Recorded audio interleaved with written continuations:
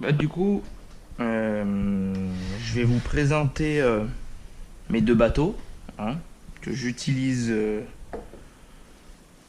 Un que j'utilise depuis un petit moment et l'autre qui est tout neuf. Donc on va commencer par celui qui est tout neuf, même si l'autre n'est pas très usé. C'est le Probot UL19, hein. Donc c'est un hydro, voilà, qui est relativement joli. C'est un bateau qui est plutôt fait pour être utilisé sur des plans d'eau relativement plats, sans vagues. Voilà, il a un look relativement monstrueux, de belles couleurs. Hop, comme on peut voir, il est très profilé et il est fait pour aller vite, hein, forcément. Voilà. En caractéristiques, donc on a un ESC 120 ampères, un moteur 2000 kV. Il accepte 4 et 6S.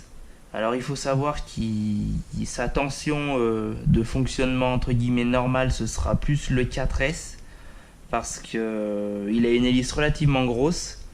Et en fait, si vous mettez du 6S, vous allez avoir des températures de fonctionnement qui sont trop élevées, hein. Même si le variateur accepte 6S, vous allez avoir des températures de fonctionnement qui vont être trop élevées. Voilà. Donc le moteur c'est un 2000 kV, un 6 pôles. Il y a un refroidissement donc liquide. Alors il faut savoir que celui-là est modifié. Normalement vous avez qu'une seule entrée d'eau pour refroidir donc le moteur via la chemise. Et ensuite l'eau chaude qui sort du moteur, chaude, elle n'est pas vraiment chaude, hein, elle est tiède, mais elle a déjà réchauffé, passe dans le variateur pour refroidir le variateur, sort chaude et repasse encore une fois dans le variateur pour sortir via une sortie. Donc moi j'ai modifié ça, j'ai commandé directement sur RC Boatbeats un kit donc avec un gouvernail double entrée. Donc ça vous permet de faire deux circuits séparés et en fait je vais alimenter chaque élément indépendamment. Donc j'ai préféré dans le kit il vous donne une durite qui est à un diamètre intérieur et extérieur un peu plus gros, donc qui devrait avoir un débit d'eau ou une réserve d'eau un peu plus importante. Donc j'ai préféré l'emmener directement au variateur vu que le variateur chauffe quand même pas mal et c'est l'élément généralement qui claque quoi. Le moteur n'aime pas chauffer mais le variateur ne veut pas chauffer en fait, hein. Donc vous avez un circuit d'eau qui va au variateur, donc vous avez un premier passage d'eau fraîche dans le variateur qui ressort un peu réchauffé, qui repasse dans le variateur une deuxième fois, le SC, et qui va à la sortie. Et pour l'autre, donc diamètre un peu plus petit, tac, on rentre dans le moteur, via la chemise on refroidit, et on sort, vous avez deux sorties de ce côté-là. Donc ça c'est un kit, dedans vous avez le gouvernail, tuyau, un enjoliveur pour l'entrée, et une petite sortie, donc une sortie, un enjoliveur de sortie, voilà, pour justement cracher l'eau à l'extérieur. Donc le cerveau c'est du Spectrum, la radio pareil. Voilà, vous avez le petit interrupteur comparé au Traxxas, vous avez le petit interrupteur on-off, alors que le Traxxas il suffit de brancher et c'est parti. Alors ce que je peux dire c'est que comparé au Traxxas, le passage de fil c'est pas ça, le variateur et le récepteur il n'y a rien de protégé. C'est moyen quoi. Heureusement qu'on l'achète pas pour ça, hein. Je dis pas que le Traxxas je l'ai acheté pour ça, mais en tous les cas de ce côté là ils sont un petit peu moins bons. Après je pense que les performances de ce bateau là doivent être supérieures. À savoir que moi si j'ai monté ce kit double entrée d'eau, double refroidissement, c'est justement pour l'utiliser en 6S. Je compte pas l'utiliser en 4S, ça m'intéresse pas. Le Spartan j'utilise déjà en 6S. Celui-là, je veux l'utiliser en 6S, donc j'ai mis le maximum en fait en ce qui concerne le refroidissement pour essayer de garantir la longévité du moteur et du variateur le plus long possible, quoi. Donc après, je fais pas non plus de la compétition ou de la course, hein, c'est de l'usage loisir, donc ce sera une pointe dans un sens, une pointe dans l'autre, tac, après on cruise, refroidissement, hop, on se balade et puis c'est reparti dans l'autre sens. De toute façon, c'est comme ça qu'on fait d'habitude. Donc je me fais pas trop de soucis de ce côté-là.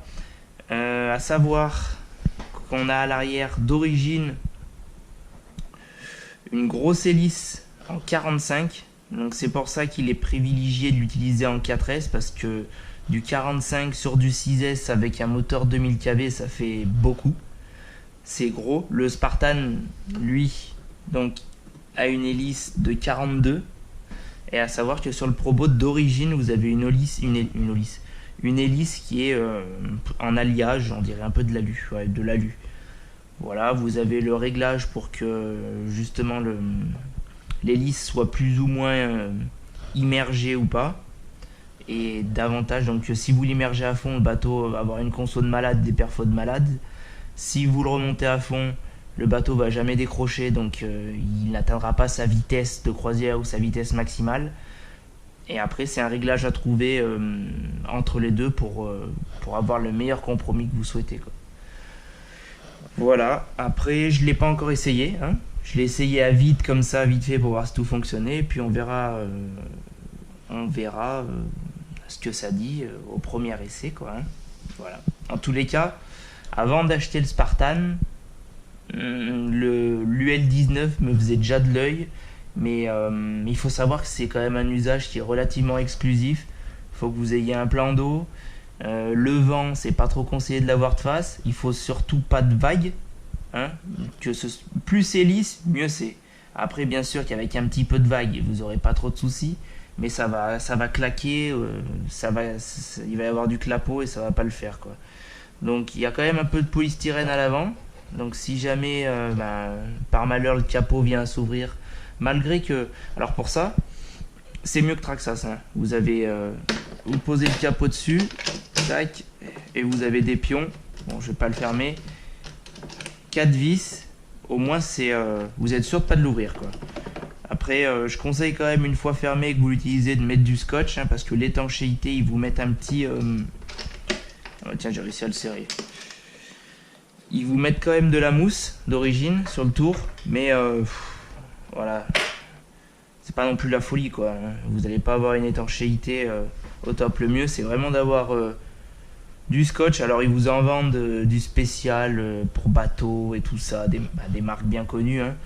Mais du Chatterton noir fera très bien l'affaire. Et l'avantage du Chatterton noir, c'est qu'il sera souple. Après, vous pouvez prendre du scotch de bureau transparent, et ça fait aussi l'affaire. Alors il faut faire aussi attention à pas trop, je pense, pas trop vouloir insister à le coller très très fort sur la peinture, ou alors le décoller bien doucement, parce que si vous enlevez la peinture, c'est la merde, hein.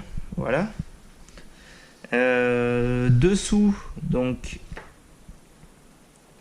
c'est un bateau qui est complètement plat, hein.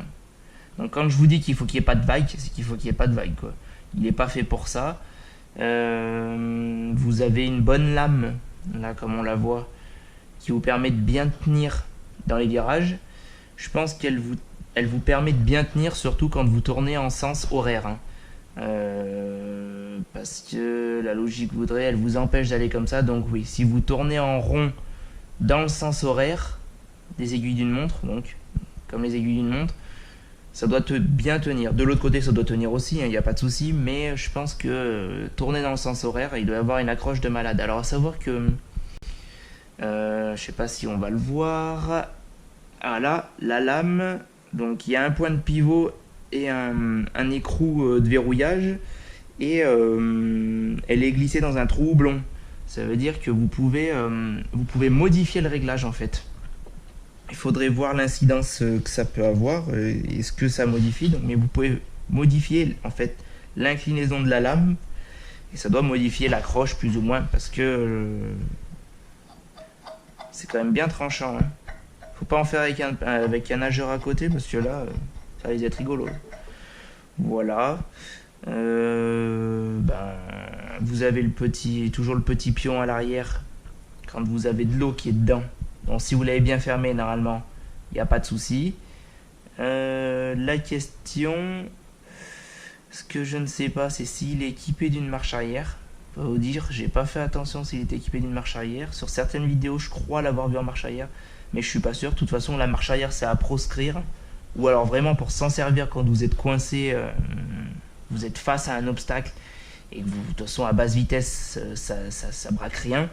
Donc hormis cette situation, c'est à proscrire parce qu'avec le sens du flex, quand vous allez, le flex, donc la tige, le câble en fait qui sort du moteur et qui passe dans le guide et qui arrive sur la sortie, l'aspire crée une espèce de vis sans fin. Quand vous allez en marche avant, cette vis sans fin chasse l'eau vers l'arrière, mais quand vous allez en marche arrière, quand vous êtes équipé d'une marche arrière, cette vis sans fin fait remonter l'eau.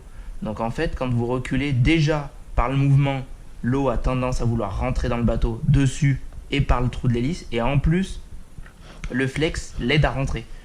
Donc c'est pour ça qu'il faut éviter d'aller en marche arrière, bien vérifier que vous ayez tout le temps de la graisse entre le flex et le guide pour avoir une étanchée graisse marine. Il y en a qui disent de l'huile bien fine. Alors après, de l'huile bien fine, je pense que ça peut être ça peut faire l'affaire, mais il doit falloir vraiment aller qu'en marche avant et faire peut-être de la vitesse ou quoi que ce soit.